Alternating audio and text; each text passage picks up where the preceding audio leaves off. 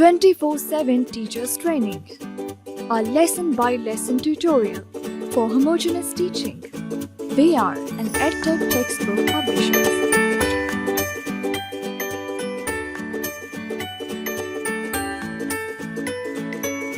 बिस्मिल्लाहिर्रहमानिर्रहीम। अस्सलामु अलैकुम मोहतरम टीचर। स्नोमैन पब्लिशर्स की जानिब से खुश आमदीद। ये सेशन तीसरी जमात की उर्दू के बाब नंबर 17 पर है, जो कि एक नसरी इबारत पर मुश्तमिल है।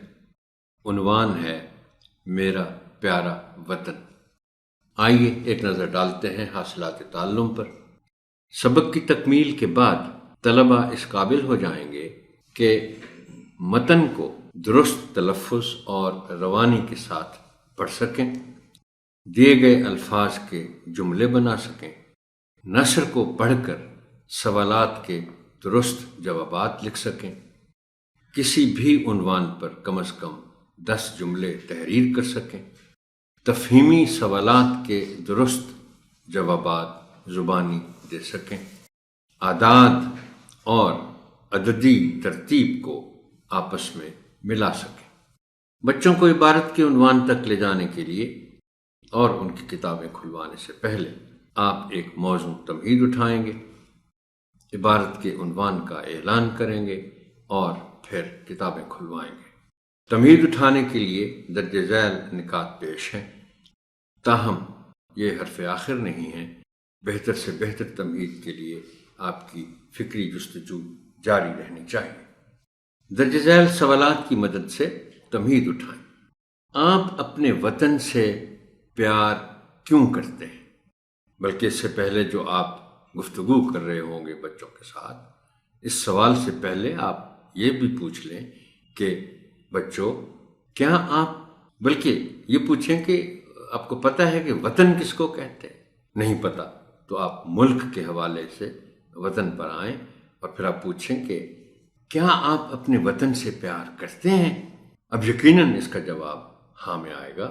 लेकिन जब आप उनसे ये पूछेंगे कि आप अपने वतन से प्यार क्यों करते हैं, यहाँ शायद वो तवक्कुफ करें, सोच में पड़ जाएं कि हम क्या जवाब दें कि हम अपने वतन से प्यार क्यों करते हैं। तो आप उनकी मदद करें इस सवाल का जवाब देने में और ख़ुद उनको बताएं कि भाई ये वतन है जो हमने बड़ी कोशिशों के बाद आज़ादी हासिल की और ये अपना वतन हासिल किया, तो ये हमारा वतन है। पूरी दुनिया के लोग अपने अपने वतन से प्यार करते हैं, हम भी अपने वतन से प्यार करते हैं। पाकिस्तान के कितने सूबे हैं? आप किस सूबे में रहते हैं? पाकिस्तान में ज़्यादा पहाड़ किस सूबे में है? अब ये हो सकता है मोहतरम टीचर आप ये महसूस कर रहे हों कि ये वतन से प्यार के बाद हम अचानक सूबों पर क्यों आ गए हैं। ये इसलिए कि जो इस बाब का मतन है मेरा प्यारा वतन के तहत, उसमें चूँकि हमने सूबों की बात की हुई है, पहाड़ों की बात की हुई है, रेगिस्तानों की बात की हुई है, तो इसलिए फिर हम इन बातों का तमहीद में भी जिक्र कर रहे हैं। हमने पूछा पाकिस्तान में ज़्यादा पहाड़ किस सूबे में है, बड़े रेगिस्तान कहाँ हैं? आप पाकिस्तानी होने पर फ़ख्र करते हैं, क्यों? आप बच्चों को बताएंगे कि फ़ख्र का मतलब क्या है, और उसके बाद जब उनसे ये कहलवा लेंगे कि हाँ हम पाकिस्तानी होने पर फ़ख्र करते हैं, आप अंग्रेज़ी का जुमला भी बोल सकते हैं, we are proud of being Pakistanis. फिर आपने पूछना है कि क्यों? इसलिए अब जवाब जो बच्चे कुछ दे पाएंगे कुछ नहीं दे पाएंगे, तो आपने उनकी मदद करनी है। आप बताएं कि हमारा मुल्क है ही इतना अच्छा, इसमें सारे मौसम हैं, इसमें हर किस्म के इलाके हैं, इसमें पहाड़ हैं, मैदान हैं, रेगिस्तान हैं, जंगलात हैं, तो इतना अच्छा मुल्क होने की वजह से हमें फ़ख्र है कि हम पाकिस्तानी हैं और पाकिस्तान में रहते हैं। दर्जे बाला सवालात पर मबनी गुफ्तगू के नतीजे में बच्चों को बाब के उन्वान तक ले जाएं। तमहीद के बाद आप बच्चों को बगौर सुनने की ताकीद के साथ इबारत की किरत करें। आपके लिए मैं किरत करता हूँ। मेरा प्यारा वतन। جیسے ہی ریل گاڑی پلیٹ فارم پر رکی، ہم اپنے ڈبے میں چڑھے اور میں جلدی سے کھڑکی کے ساتھ والی نشست پر بیٹھ گیا تاکہ باہر کے سارے نظاروں سے لطف اندوز ہو سکوں۔ امی جان سامان رکھوا رہی تھیں کہ اتنے میں ایک خوبصورت سرخ و سفید لڑکا اپنی ماں کے ساتھ ڈبے میں داخل ہوا۔ اس کی ماں بھی انگریز تھی، لیکن کلی کے ساتھ ٹوٹی پھوٹی اردو میں بات کر رہی تھی۔ میں نے لڑکے کو اپنے ساتھ بیٹھنے کا اشارہ کیا تو اس نے مسکراتے ہوئے کہا، شکریہ، میں حماد ہوں۔ میں نے بھی اپنا تعارف کرایا اور تھوڑی ہی دیر میں ہم بے تکلف ہو گئے۔ وہ میرا ہم عمر تھا اور اس کا باپ پاکستانی تھا۔ گھر میں والد صاحب صرف اردو زبان میں بات کرتے تھے، جس کی وجہ سے حماد بھی اردو بول اور سمجھ سکتا تھا۔ ابھی پاکستان آئے انہیں چند ماہ ہوئے تھے اور وہ سیر کرنے کے لیے شمالی علاقہ جات میں پہلی دفعہ جا رہا تھا۔ اسے پاکستان کے بارے میں کچھ واقفیت نہیں تھی، لیکن وہ جاننا چاہتا تھا کہ پاکستان کس طرح کا ملک ہے۔ چنانچہ میں نے اسے بتایا کہ میرے ملک کے 4 صوبے ہیں: پنجاب، سندھ، خیبر پختونخوا اور بلوچستان۔ پنجاب آبادی کے اعتبار سے سب سے بڑا صوبہ ہے۔ یہ زراعت اور صنعت کے حوالے سے بہت مشہور ہے۔ اس کا دارالحکومت لاہور ہے، جو باغوں اور یونیورسٹیوں کا شہر کہلاتا ہے۔ پھر خیبر پختونخوا ہے، جو بلند و بالا پہاڑی مقامات کے لیے مشہور ہے۔ اس کا صدر مقام پشاور ہے، جو پھولوں کا شہر کہلاتا ہے۔ پھر سندھ ہے، اس کا دارالحکومت کراچی ہے، جو اپنی وسیع بندرگاہ کی وجہ سے منفرد مقام رکھتا ہے۔ کراچی بھی اپنی صنعتوں کے حوالے سے مشہور ہے۔ بلوچستان اس کا 4تھا صوبہ ہے، جس کا دارالحکومت کوئٹہ ہے۔ یہ اپنے پھلوں کی وجہ سے بہت مشہور ہے۔ بلوچستان میں بڑے بڑے پہاڑی سلسلے ہیں، جو اپنی معدنیات کی وجہ سے مشہور ہیں۔ پاکستان کا دارالحکومت اسلام آباد ہے، جو بہت خوبصورت شہر ہے۔ پاکستان کے شمالی پہاڑی علاقہ جات اپنی خوبصورت وادیوں، نظاروں، موسموں، آبشاروں، پھلوں اور پھولوں کے لیے بے مثال ہے۔ ان میں مری، سوات، ایبٹ آباد، آزاد کشمیر اور گلگت بلتستان کے علاقے شامل ہیں۔ محکمہ سیاحت ان علاقوں میں آمد و رفت کو آسان بنانے اور ان کی خوبصورتی قائم رکھنے کا بندوبست کرتا ہے۔ سیاحوں کے قیام و طعام کے بہت اچھے انتظامات ہیں۔ ناران، کاغان، جھیل سیف الملوک، شوگراں، لال آزار، ایوبیہ، نتھیا گلی، بالا کوٹ، وادی نیلم وغیرہ جیسے دلکش نظارے دل موہ لیتے ہیں۔ دریائے نیلم اور دریائے سوات کے کنارے پر بیٹھ کر کھانے پینے کا مزہ ہی کچھ اور ہے۔ گلگت بلتستان میں شاہراہ کراکرم، ہنزا نگر، وادی نلتر، جھیل عطا آباد، وادی کمراٹ جیسے مقامات حسن اور رنگوں سے لبریز ہے۔ قلعہ التت اور قلعہ بالتت اپنے تاریخی پس منظر کی وجہ سے ایک خاص مقام رکھتے ہیں۔ یہاں کے لوگ پڑھے لکھے، امن پسند اور مہمان نواز ہیں۔ خوبانی، چیری، اخروٹ اور سیب کے درخت کثرت سے نظر آتے ہیں۔ وادی ہنزا کو خوبانی کا دیس بھی کہتے ہیں۔ یہاں کا خنجراب نیشنل پارک دنیا کا سب سے اونچا قومی پارک ہے۔ پاکستان کا قومی جانور مارخور انہی پہاڑوں میں پایا جاتا ہے۔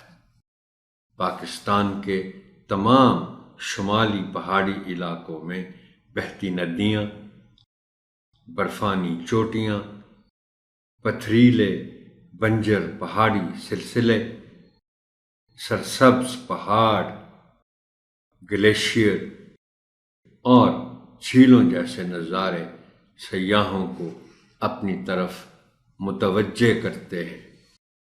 حماد بہت دلچسپی سے میری سب باتیں سن رہا تھا۔ پھر اس نے مجھے بتایا کہ جب میں اسے پاکستان کے بارے میں بتا رہا تھا تو اس نے اپنے فون پر میری تمام گفتگو ریکارڈ کر لی تھی تاکہ وہ دوبارہ سن کر اسے تحریر کر سکے۔ اسے پاکستان بہت پسند آیا تھا۔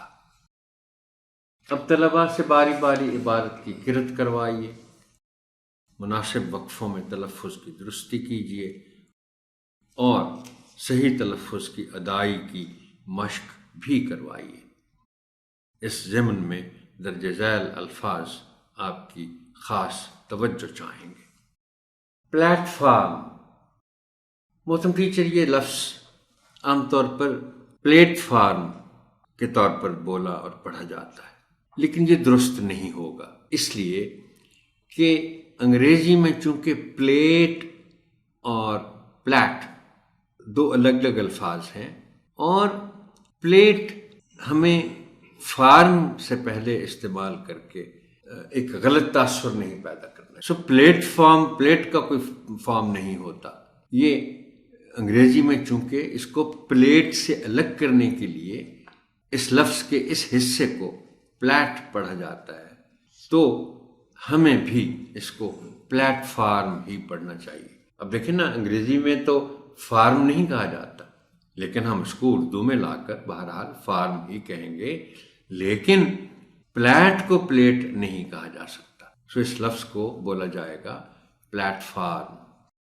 نشست، یہاں اعراب کا مقصد یہ ہے کہ شین اور سین کو الگ الگ کر کے نمایاں کر کے پڑھا جائے، پتہ چلے کہ شین اور سین الگ الگ بولے جا رہے ہیں۔ نشست، تھوڑا سا احتیاط کی ضرورت ہوتی ہے۔ تعارف، عام طور پر پڑھنے اور بولنے میں لوگ تعارف کہہ جاتے ہیں، رے پر زبر استعمال کر جاتے ہیں، صحیح تلفظ ہے تعارف۔ بے تکلف، یہاں لام پر شد کے ساتھ پیش ہے، اور اسی کو چونکہ شد کو شد کے طور پر ہی پڑھا جائے گا، زور دے کر پڑھا جائے گا، لیکن عام گفتگو میں لوگ اس کو اکثر بے تکلف پڑھ جاتے ہیں، یعنی بے تکلف کے ساتھ وہ تکلف نہیں کرتے، بے تکلف پڑھ جاتے ہیں، تو بے تکلف۔ شمالی، شمال سے شمالی، شمال نہیں پڑھا جا سکتا اس کو، شمال، شمالی۔ اعتبار، تے کے نیچے زیر کا آپ خاص خیال رکھیں گے اور بچوں کو بھی یہی بتائیں گے، کیونکہ عام طور پر اس کو ویسے تو جلدی میں لوگ عین کو بھی کھا جاتے ہیں، اعتبار کہہ جاتے ہیں، غلط ہے بالکل، لیکن اعتبار بھی غلط ہے، یہ پڑھا جائے گا اس کو اعتبار، تے کے نیچے زیر کو نمایاں کرنا ہے اور اس کا خاص خیال رکھنا ہے۔ منفرد، منفرد پڑھ جاتے ہیں لوگ، میں خود کسی زمانے میں اس کو منفرد پڑھ جاتا تھا، تو اس کو منفرد پڑھنا ہے۔ معدنیات، معدنیات، دنیات، حسن، حسن کہہ جاتے ہیں لوگ جلدی میں، حسن پڑھا جانا چاہیے اس کو۔ امن، یہ لفظ عام طور پر زیادہ تر لوگ اس کو امن ہی پڑھتے ہیں، جبکہ اس کو یہ انہی 3 حرفی الفاظ کی فہرست میں شامل ہے جس میں درمیانی حرف پر جزم کا استعمال ہے۔ آپ نے ایک بہت مشہور ایک نغمہ ہے، اس لفظ کا استعمال ہوا ہے، میں آپ کو پڑھ کر سناتا ہوں کہ ظلم رہے اور امن بھی ہو، کیا ممکن ہے تم ہی کہو۔ اور میں یہاں یہ بھی ذکر کرتا چلوں، میں نے پہلے بھی شاید کہیں اس کا یہ بات کہی ہوگی کہ محترم ٹیچر، شاعری کا مطالعہ آپ ضرور کیا کریں، چونکہ شاعری پڑھنے میں فائدہ ایک یہ بھی ہے، یہ تو بہت سے فوائد ہیں، کہ آپ ذرا کسی لفظ کو غلط تلفظ کے ساتھ اگر پڑھ دیں گے تو شعر کا وزن خراب ہو جائے گا اور آپ فوراً وہاں رک جائیں گے کہ یہ کچھ غلطی ہو گئی ہے۔ آپ اگر شعر میں امن کی جگہ امن پڑھ جائیں گے تو شعر کا وزن تو خراب ہوگا۔ معدنیات، طلبہ کو مشکل الفاظ کے معنی بتائیے، سمجھائیے اور تختہ تحریر پر لکھیے۔ آپ کی آسانی کے لیے چند الفاظ اور ان کے معنی ذیل میں پیش کیے جا رہے ہیں۔ پلیٹ فارم، دیکھیے میں نے پہلے بھی محترم ٹیچر آپ سے بات کی تھی کہ میں یہ جو الفاظ ہیں معنی کے، میں یہ لغت سے لیتا ہوں۔ دیکھیں نا، آپ نے اگر بغیر لغت دیکھے پلیٹ فارم کے معنی بتانے ہیں تو شاید آپ ضرورت سے زیادہ الفاظ استعمال کر جائیں گے، اور عین ممکن ہے کہ اس کے جو یہاں دوسرے معنی لکھے ہوئے ہیں کہ جس پر کھڑے ہو کر تقریر کرتے ہیں، وہ شاید پھر اس میں شامل بھی نہ ہو، چونکہ ہمیں عام طور پر تو اسی پلیٹ فارم کا مطلب پتہ ہے جو ریلوے اسٹیشن پر ہوتا ہے، لہٰذا یہ لغت کے الفاظ ہیں، اسی لیے میں معنی میں لغت استعمال کرتا ہوں۔ پلیٹ فارم وہ چبوترا جس کے ساتھ ٹرین کھڑی ہوتی ہے یا جس پر کھڑے ہو کر تقریر کرتے ہیں۔ نشست، بیٹھنے کی جگہ۔ ماہ، مہینہ۔ کلی، ریلوے اسٹیشن پر سامان اٹھانے والا۔ ویسے تو یہ بس اسٹینڈ پہ بھی ہوتے ہیں اور کئی جگہوں پہ بھی ہوتے ہیں، لیکن لفظ کلی بولتے ہی ذہن میں ریلوے اسٹیشن آتا ہے۔ بلند و بالا، بہت اونچے۔ اعتبار سے، لحاظ سے، حوالے سے۔ معدنیات، چیزیں جو کان سے نکلے، کان کنی ہوتی ہے نا، وسیع، لمبی چوڑی، زیادہ رقبے پر کوئی چیز پھیلی ہوئی۔ لیکن اب اگرچہ اتنا وقت نہیں ہوتا ظاہر ہے ٹیچر کے پاس بھی کہ کوئی بہت زیادہ پھیلا دے چیزوں کو، لیکن آپ کو ہر لفظ کے ایک سے زیادہ معنی اگر ہیں تو ان میں سے چند کے بارے میں تو بتانا چاہیے۔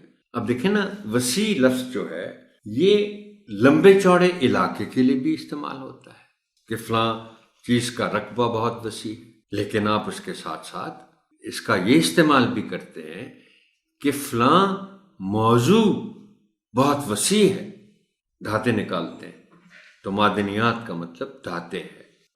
قیام و طعام، قیام ٹھہرنا، رہنا، آمد و رفت، آنا جانا۔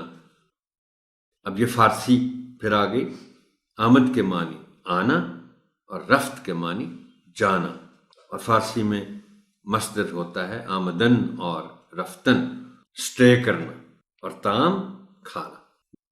لبریز، بھرے ہوئے، دل موہ لینا، دل جیت لینا، بنجر ناقابل کاشت زمین جس پر ہم کوئی فصل نہ بو سکے۔ بند کتابوں کے ساتھ پہلے آپ عبارت کا مفہوم بیان کریں اور پھر طلباء کو خاموش قرأت کا وقت دیں۔ اس کے بعد ان کی کتابیں بند کروا کر منتخب بچوں کو عبارت کا مفہوم بیان کرنے کے لیے کہیں۔ اب آپ چند الفاظ کا انتخاب کریں اور بچوں سے کہیں کہ وہ ان الفاظ کو استعمال کرتے ہوئے اپنے جملے لکھیں۔ آپ ان کے جملوں کی اصلاح کریں اور پھر نمونے کے طور پر خود بھی ان الفاظ کے جملے بنائیں اور تختہ تحریر پر لکھیں۔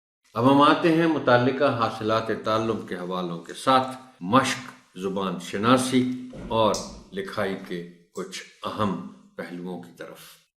سرگرمی ہے میرا چھٹی کا دن پر تصاویر کی مدد سے پیراگراف لکھنا۔ یہ سرگرمی صفحہ نمبر 110 پر تخلیقی لکھائی کے تحت ہے۔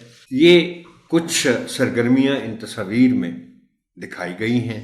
ان تصاویر کی مدد سے بچوں نے پیراگراف لکھنا ہے جس کا عنوان ہے میرا چھٹی کا دن، اور حاصل تعلم اس کا ہے کہ طلباء کوئی منظر یا منظر کی تصویر دیکھ کر کم از کم 10 جملوں پر مشتمل عبارت لکھ سکیں۔ محترم ٹیچر، میں یہاں اتفاق سے میرے ذہن میں یہ بات آ گئی اور سوچا کہ آپ کے گوش گزار کرتا چلوں۔ آپ نے بھی کبھی ضرور سوچا ہوگا اور ذہن میں ایک سوال اٹھایا ہوگا کہ یہ کتابوں میں جو آخری مہارت ہے وہ ہے لکھائی، لیکن عام لکھائی اور تخلیقی لکھائی کو الگ الگ پیش کیا گیا ہے۔ سوچا آپ نے شاید کبھی یہ ضرور ہوگا کہ عام لکھائی اور تخلیقی لکھائی میں فرق کیا ہے۔ تو میں آپ کو مختصر اس کی وضاحت کر دیتا ہوں کہ بھی عام لکھائی تو عام لکھائی ہے، یعنی آپ نے کوئی جملے کہیں سے دیکھ کر لکھنے ہیں، کوئی گرامر کا کام ہے اس پہ آپ نے جملے لکھنے ہیں، کوئی تصویر ہے مثال کے طور پر، بلکہ یہ بہتر مثال ہے، کوئی تصویر ہے جس میں کوئی 6 7 8 چیزیں نظر آ رہی ہیں اور آپ نے بچوں کو کہا کہ اس تصویر میں نظر آنے والی چیزوں میں سے کسی 5 چیزوں کے نام لکھیں۔ اب انہوں نے یہ تصویر دیکھی، ان کو نظر آ گئی کہ یہ کس کس چیز کی تصویر ہے، اور انہوں نے بڑی آسانی کے ساتھ 5 تصویر کے نام لکھ دیے، 5 چیزوں کے نام لکھ دیے۔ یہ تو ہے عام لکھائی۔ تخلیقی لکھائی کیا ہے؟ یہ یاد رکھنا میری بات محترم ٹیچر کہ تخلیقی لکھائی وہ لکھائی ہے جہاں بچے کو اپنے تصور سے کچھ کام لینا پڑے، یعنی امیجنیشن سے کچھ کام لینا۔ وہ آنکھیں بند کر کے سوچے کہ اچھا یہ کیا ہے، امیجن کرے اور کچھ نئی بات پیدا کر کے لکھے، تو وہ ہوگا تخلیقی لکھائی۔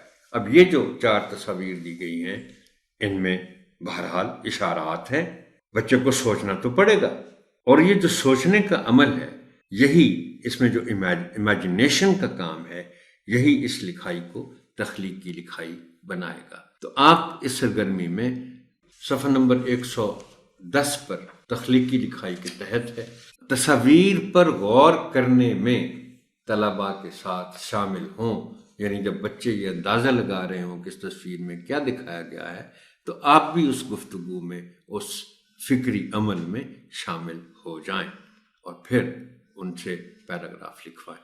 یہ سیشن یہاں تک ہی محترم ٹیچر، آپ کی سماعت کا شکریہ۔ اللہ حافظ ناصر۔